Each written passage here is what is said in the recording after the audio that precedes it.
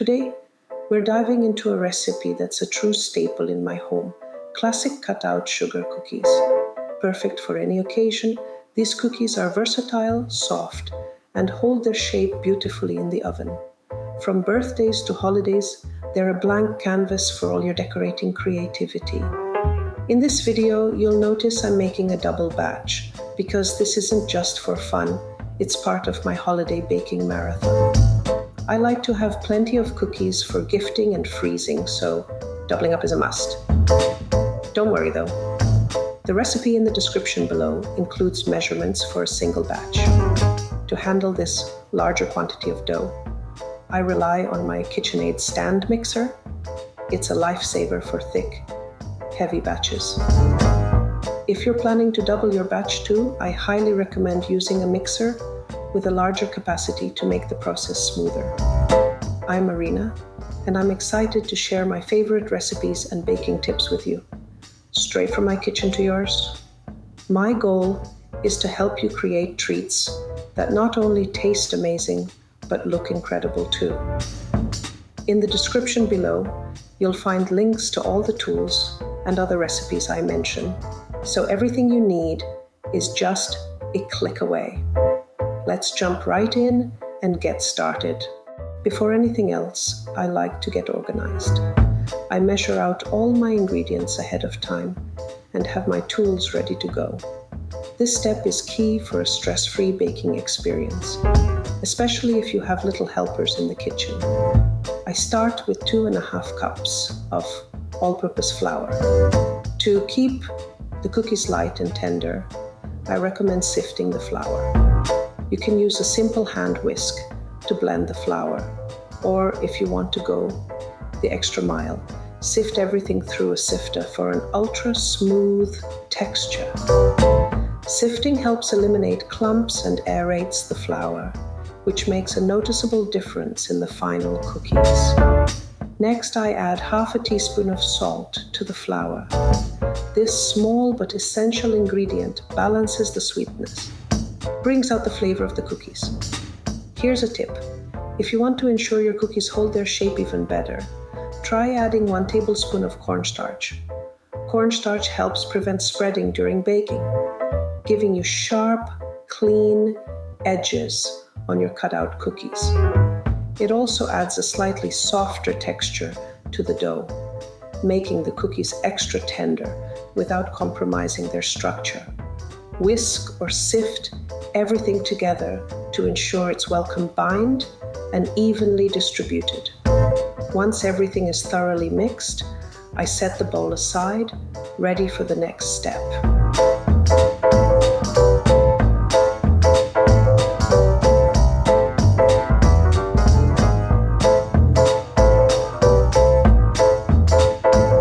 In a separate bowl, I crack 1 large egg. Large eggs are ideal for this recipe, as they provide just the right amount of structure to hold the dough together without making it too dry or sticky. Next, I add 1 teaspoon of vanilla extract to the egg. Vanilla is the star of sugar cookie flavors. It brings a warm, cozy sweetness that ties all the ingredients together and makes the cookies taste timeless and irresistible. I grab my whisk and blend the egg and vanilla together until the mixture is smooth and fully combined. This step is quick but important to ensure that the egg is evenly distributed throughout the dough later on. Whisking also helps create a silky texture that makes mixing into the butter and sugar effortless. Once everything is well mixed, I set this bowl aside, keeping it ready to join the party in the mixing bowl soon.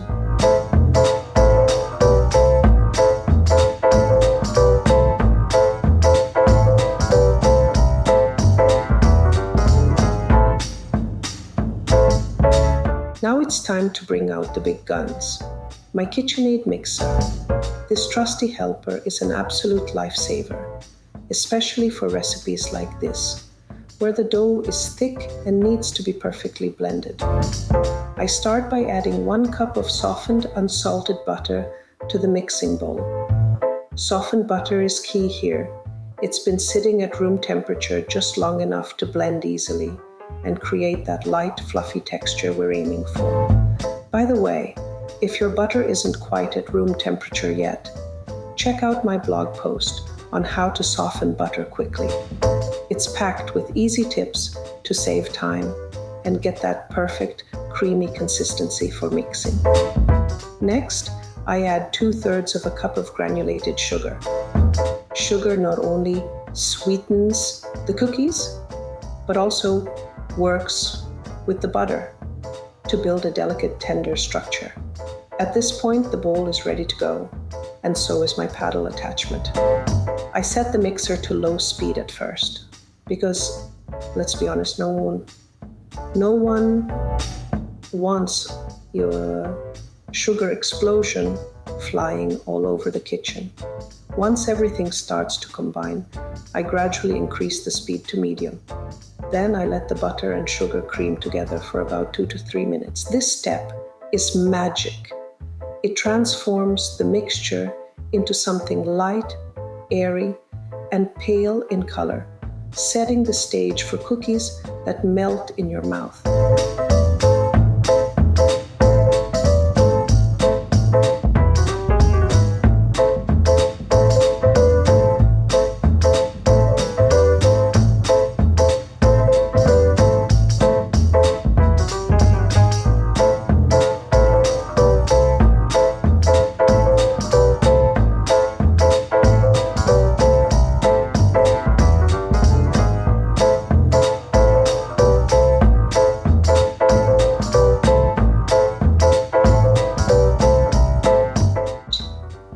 I hope you're having as much fun making these cutout cookies as I am. If you're enjoying this recipe, be sure to give it a thumbs up, subscribe, and hit the notification bell so you don't miss out on more delicious baking ideas. Have you made cutout cookies before? How did they turn out? Got any tips or creative decorating ideas to share? I'd love to hear from you. Thanks for hanging out with me. Let's get back to making these perfectly baked cookies.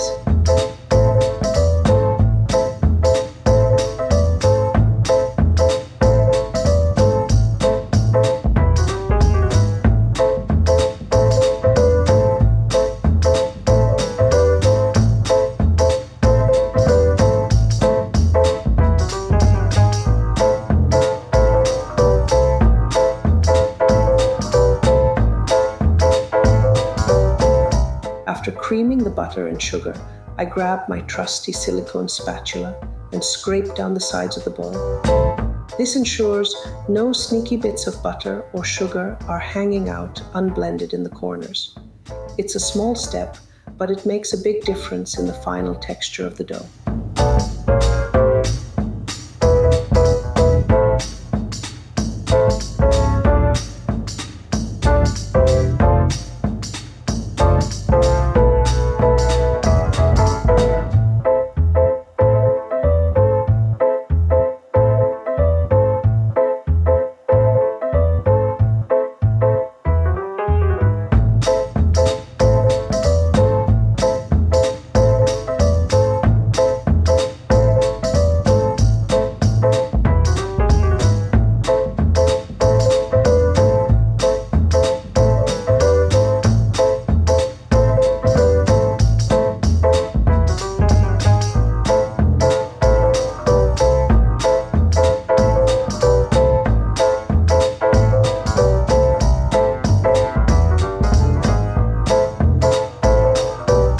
Now it's time to add the wet ingredients. I pour in the egg and vanilla mixture that I whisked earlier. Back to medium speed on the mixer it goes, and I let everything blend until it's smooth and fully incorporated. By now the batter smells so good, it's hard not to grab a spoonful for quality control. But patience, the cookies will be worth it.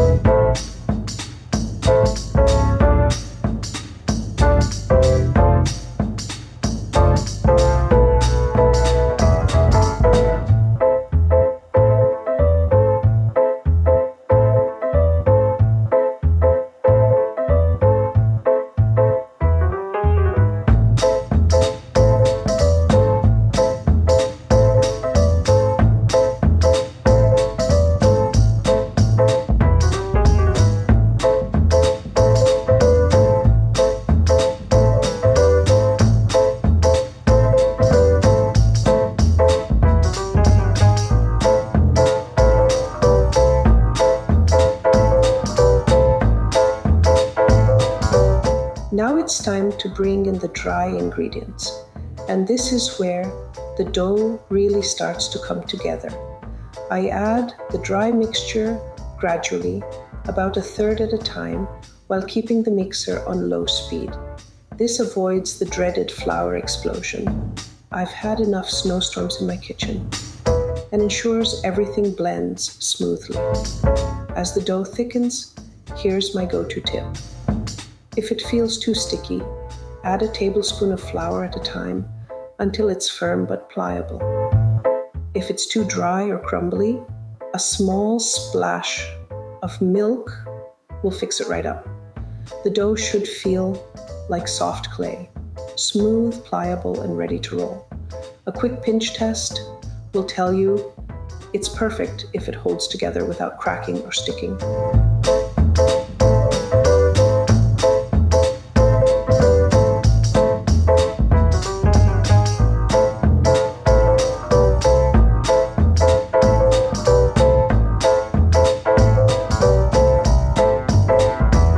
If you're looking for healthier alternatives to some of the ingredients in this recipe, I've got you covered.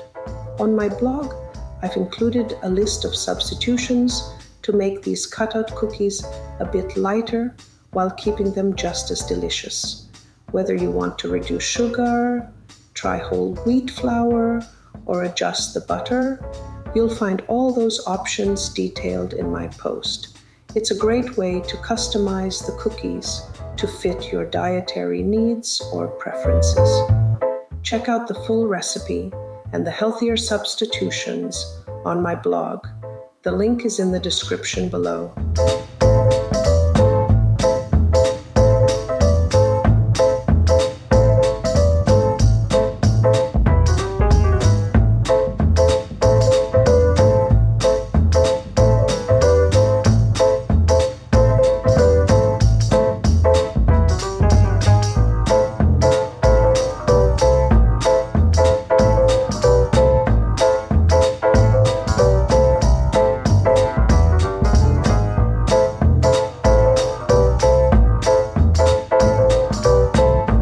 Once it's just right, I stop the mixer and scrape down the paddle attachment with a silicone spatula, because no dough goes to waste here.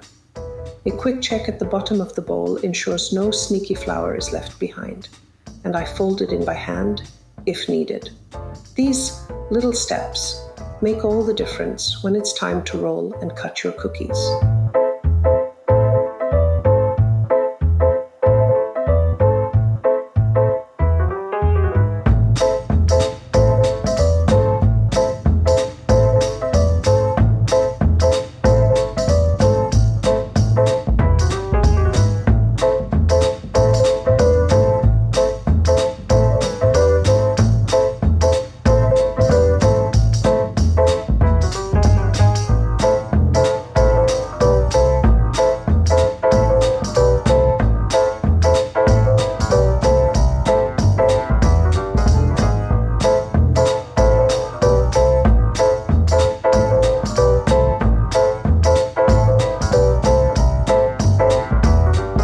Next, I carefully divide the dough into 2 equal portions.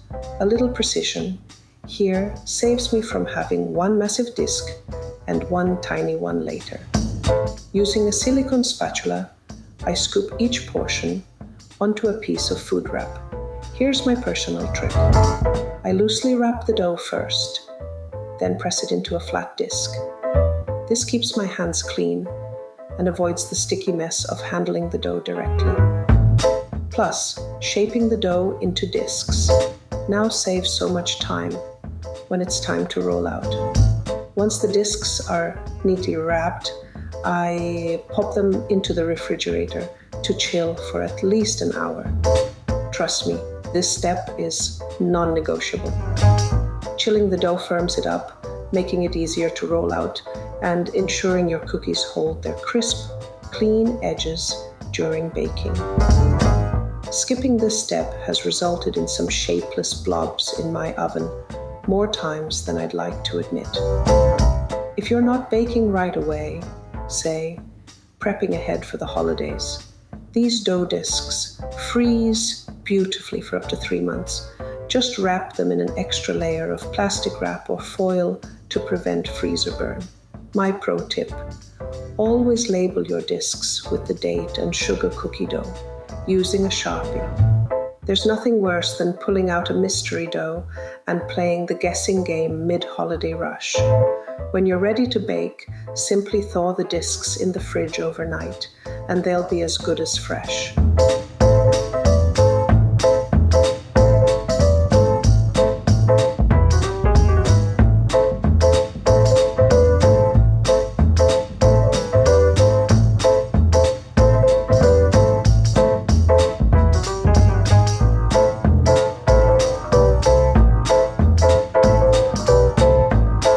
There's a saying in my house: when words fail, cookies speak.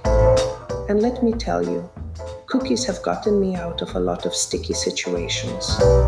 There's just something about a homemade batch of cookies that says, "I'm sorry," in the sweetest way possible.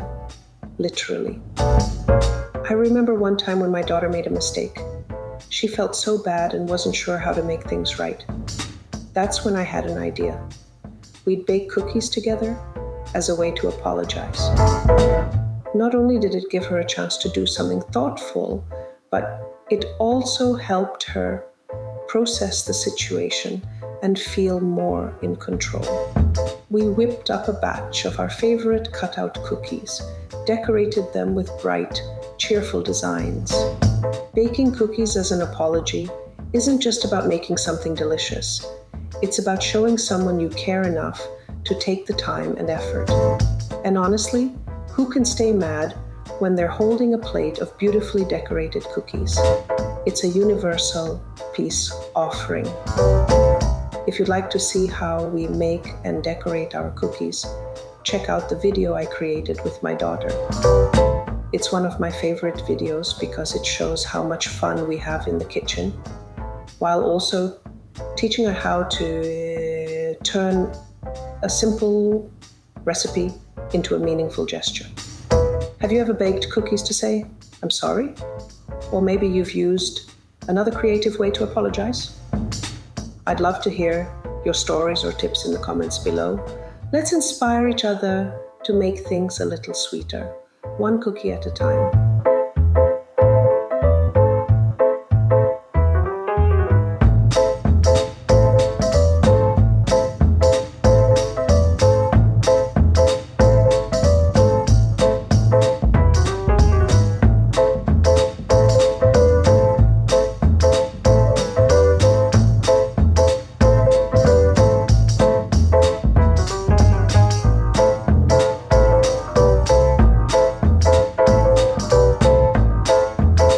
I like to start my holiday baking prep early, usually in September. It's a system I've perfected over the years to keep things stress-free during the busy holiday season. First, I make the dough and freeze it in neat labeled discs. This sugar cookie dough fits perfectly into that process.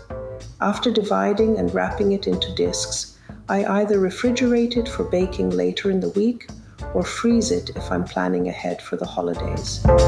Each disc is carefully labeled with the date and sugar cookie dough using a trusty Sharpie so there's no confusion when I'm juggling batches of gingerbread dough and other holiday treats.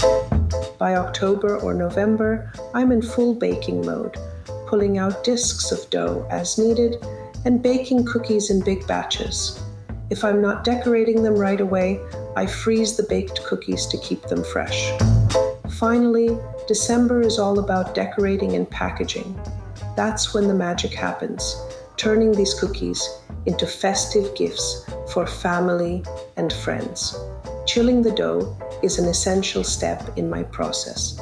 It firms up the dough, making it easier to roll and cut into shapes that hold beautifully in the oven. I divide the dough into 2 portions. Scoop each onto a piece of food wrap with a silicone spatula, loosely wrap it, and press it into a flat disc. This keeps my hands clean and makes rolling a breeze later on. If I'm freezing the discs, they'll stay fresh for up to 3 months, ready to be thawed overnight in the fridge whenever inspiration or holiday prep strikes. Starting early takes the pressure off and lets me truly enjoy the holiday season. Seeing neatly stacked discs of dough and trays of cookies in my freezer is so satisfying. It's like having my own little baking headquarters ready to go at any time.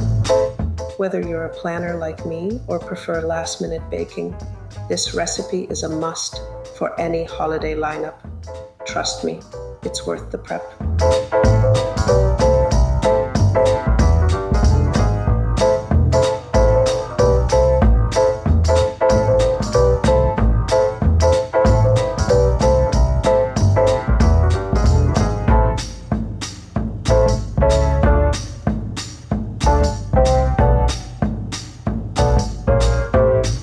After the dough has chilled, I take 1 disc out of the refrigerator.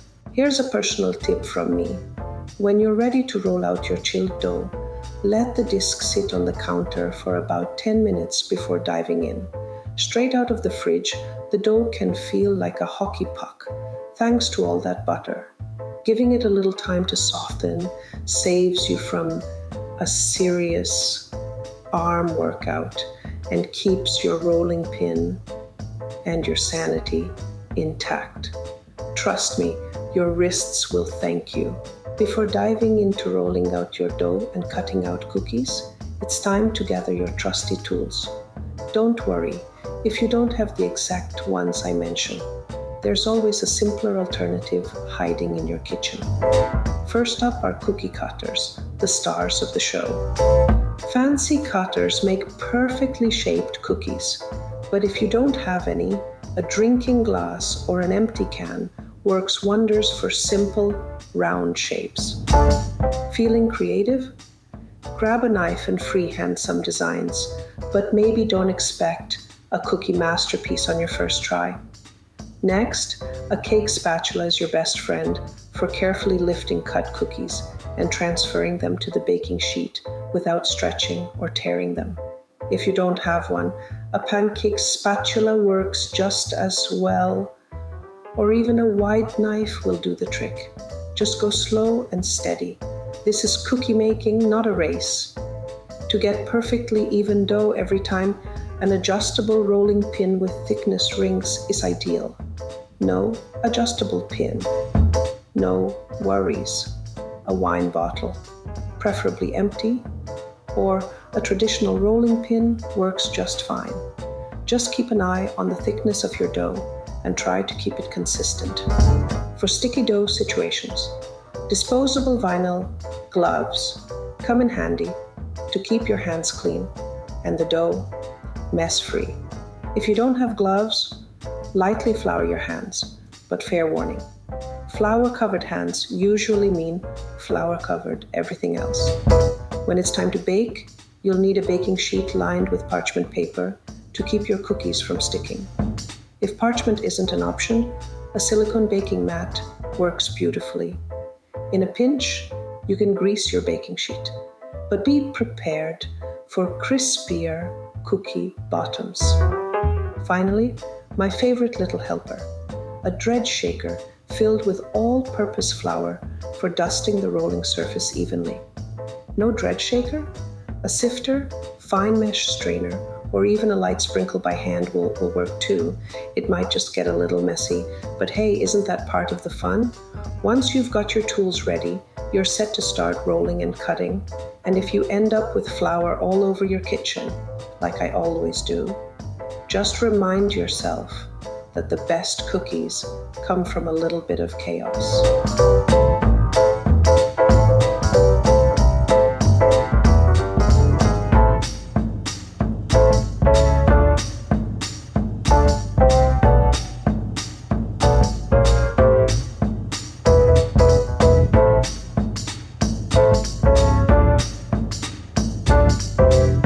On a lightly floured surface, I roll the dough out to about 1/4 inch thickness.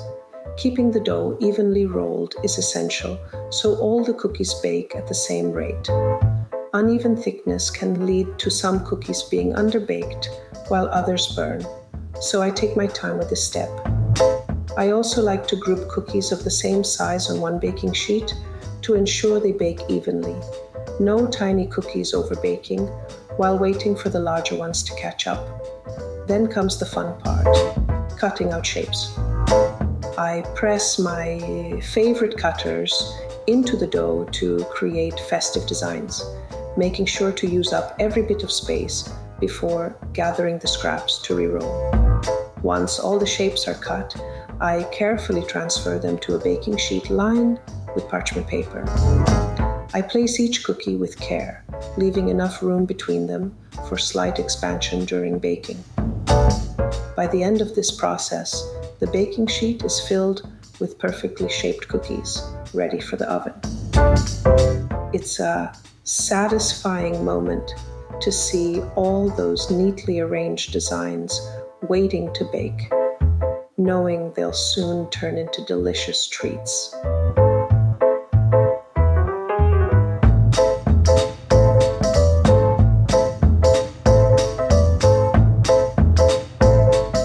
Here's a tip from me. When lifting cut-out cookies from the surface, always remove the excess dough around the shapes first before lifting the cookies themselves. This makes it much easier to slide your spatula or hands underneath the cookies without stretching or distorting their shapes. If you try to lift the cookies with the extra dough still in place, they're more likely to stick or lose their clean edges. Removing the extra dough first gives you a clean surface and ensures your cookies stay picture perfect.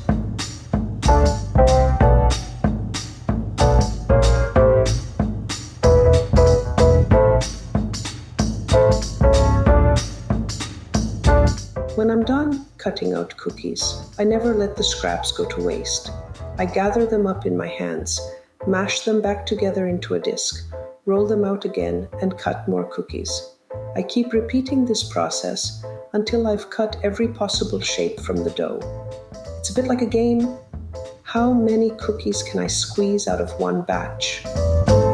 When I get down to the last tiny scraps that just can't make another cookie, I wrap them in food wrap and set them aside.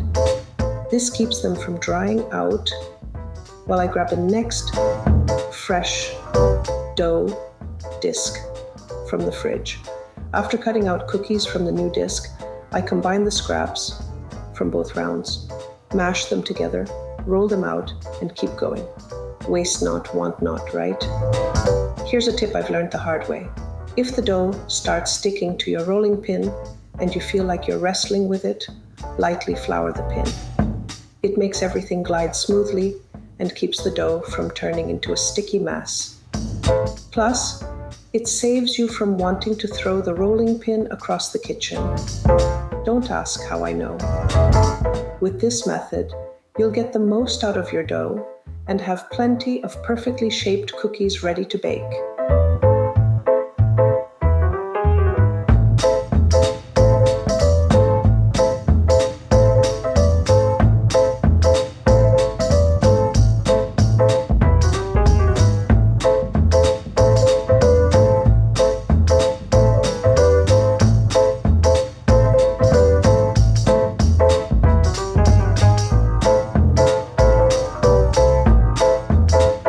Before baking, I always chill the cutout cookies on the baking sheet for another 10 minutes.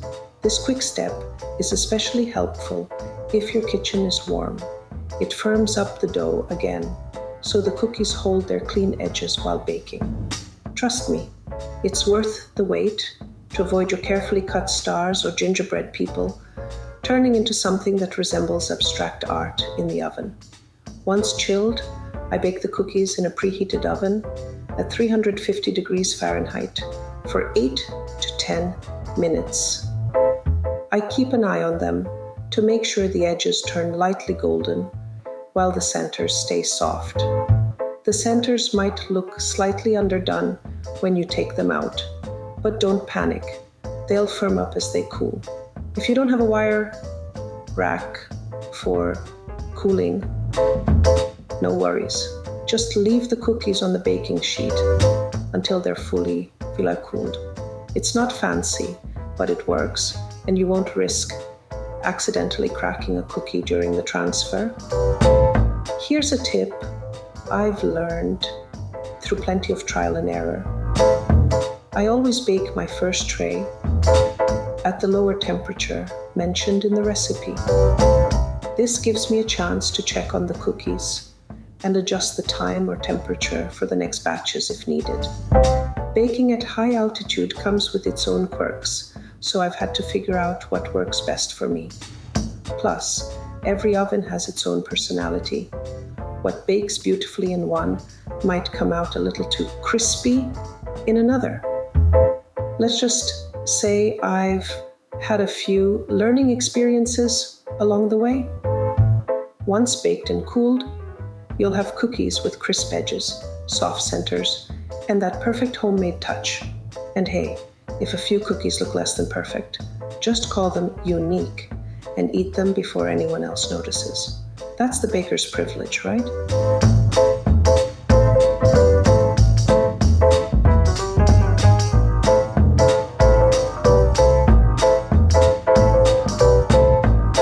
While the cookies cool, I like to get my decorating supplies ready. These cookies are a blank canvas, just waiting for your creative touch, whether you're working with royal icing, chocolate icing, or even a simple dusting of powdered sugar. If you're new to decorating with royal icing, be sure to check out my video where I show you step by step how to flood cookies with royal icing for a professional finish. Trust me, it's easier than it looks, and the results are totally worth it. Here's another tip. If you're not ready to decorate right away, you can freeze the cookies while they're still undecorated. Just layer them between sheets of parchment paper in an airtight container, and they'll stay fresh for weeks. Then when you're ready to decorate, whether it's next week or closer to a big event, you can simply thaw them out and get to work.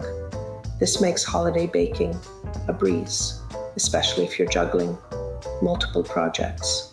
These cookies are as versatile as they are delicious. Whether you're planning intricate designs or keeping it simple, they're the perfect foundation for whatever your creative heart desires. Just don't forget to save a few plain ones for taste testing, because we all know that's the best part.